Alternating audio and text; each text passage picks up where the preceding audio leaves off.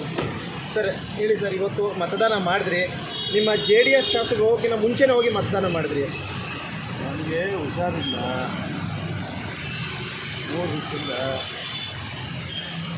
ಬೇಯಿಸುವುದು antibiotic ಮಾತ್ರ ತಗೊಂಡು ರಾತ್ರಿ ಮಲಗಿದ್ದು ಬೆಳಿಗ್ಗೆ ಎದ್ದೆ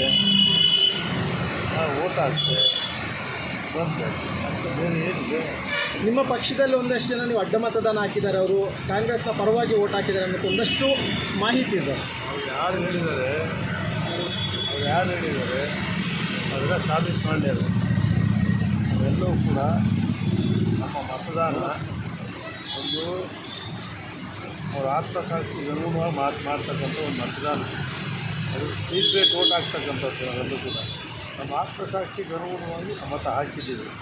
ಗೋವಿಂದರಾಜು ಗೆಲ್ತಾರೆ ಸರ್. ಈಗ ಸಂಖ್ಯಾಬಲ ಇಲ್ಲ BJP JDSಗೆ, ಆದರೂ ಈಗ ಹೇಗೆ ಗೆಲ್ತಾರೆ ಅಂತೀರಿ ನೀವು? ಈಗ JDSಗೆ ಅಷ್ಟೊಂದು ಸಂಖ್ಯಾಬಲ ಇಲ್ಲ. ಗೊತ್ತಿದೆ. ನಮ್ಮ ಕೇಂದ್ರ ಸಚಿವರು ಕುಮಾರಸ್ವಾಮಿ ಅವರು ಅವ್ರಿಗೆ ಹೆಂಗೆ ಎಲೆಕ್ಷನಲ್ಲಿ ಗೆಲ್ಲಬೇಕು ಅಂತ ನಮಗೆ ಗೊತ್ತಿದೆ. ಆದ್ದರಿಂದ ಗೋವಿಂದರಾಜು ಅವರು ಗೆಲ್ತಾರೆ. ಇನ್ನಷ್ಟು ಹೆಚ್ಚಿನ ಮಾಹಿತಿಗಾಗಿ ಫಾಲೋ ಮಾಡಿ ಬ್ರಿಗೇಡ್ ನ್ಯೂಸ್ ಕನ್ನಡ.